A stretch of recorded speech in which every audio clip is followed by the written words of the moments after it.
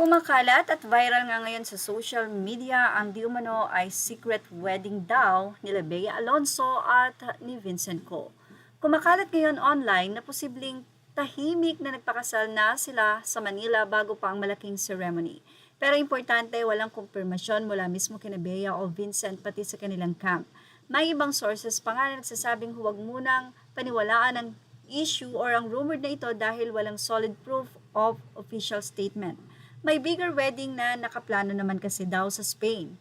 May reports na may formal wedding sila sa Spain, target date daw ay May 2026, posibleng May 16. May ilang malalapit sa kanila na sinasabing nakapag-book na ng flights papunta doon. Clue marriage bans. Earlier this year, nag-viral din ang marriage ban sa isang church sa Manila na usually ginagawa bago ang kasal. Nakalis doon ang real name ni Bea, Philbert Angeli Ranoldo, kaya lalong lumakas ang speculation. So ano ang totoo? Sa ngayon, ang status, walang confirmed na kasal sa Manila. May strong hints na ikakasal sila, especially Spain wedding. Kaya viral siya kasi parang low-key muna, grand wedding later ang peg. Anyway, gaya ng ating sinabi, wala pang official confirmation na kinasal nga sila dito sa Manila. Yung sinasabing secret wedding rumor ay pure speculation pa rin. Walang photos, videos o statement na nagpapatunay. Pero confirmed na engaged na sila, kaya believable sa fans yung balita. Ano ang pinakamalinaw na clue? Lumabas ang marriage ban sa church sa Manila.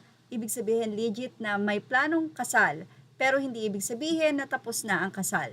Malakas ang usapan na doon gagawin ang main ceremony sa Spain. May reports na may guest preparation at travel bookings. Ito ang mas pinaninula ang magiging official public wedding.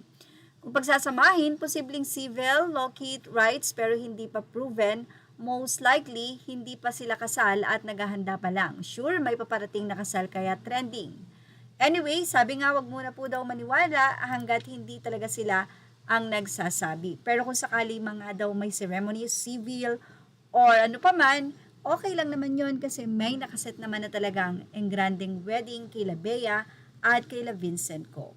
Well, sabi nga kung wala daw apoy ay walang usok. Baka naman galing talaga ito sa mga sources na kasama nila doon mismo sa wedding or dun sa mga staff na nandun. Anyway, ano't ano pa man, ay inaantay nga po ang napakagandang wedding nila Bea at Vincent sa Spain.